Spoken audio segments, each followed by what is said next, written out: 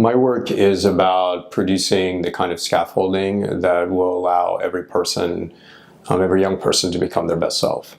So it is about teaching adults that when we care about creating the best environment for youth development, that we begin by stopping looking at the child who might be in front of us and begin imagining the 35-year-old and begin imagining who it is we're trying to develop.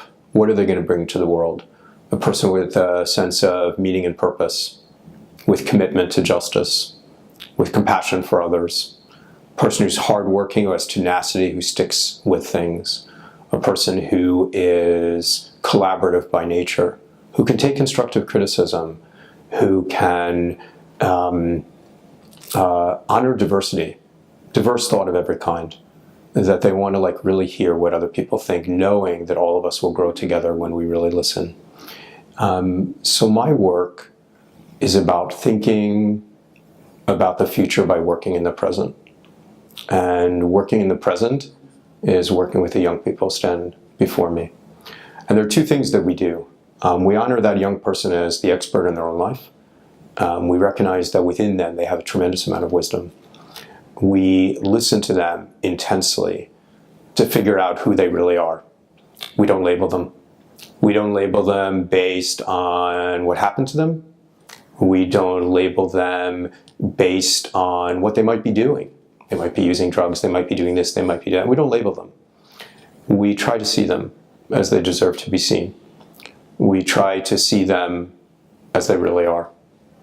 Because when a young person is seen as they really are, as they really deserve to be seen, it is life-changing. Especially for those kids who have received the labels, who are the kids who other people cross the street or assume they're going to be trouble or are recipients of the eye roll. When those young people are seen, they rise. And so the bottom line, so part of it is about changing the way we see kids, but it's producing the kind of adults as well. So when I'm thinking about the young person, I'm not just thinking about the young person becoming the adult.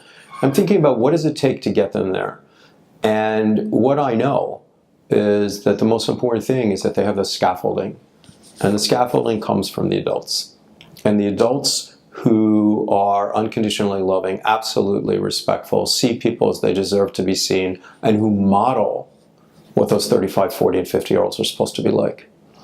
When we can produce the adults who protect kids, who prepare kids, who see kids as they deserve to be seen, who don't put them in the corner and think that adolescence is a phase to be gotten past, but who understand that adolescents are absolutely our potential, and that it is our role to nurture them, protect them, hear them, and model for them. So what I'm trying to do is teach adults how to see kids.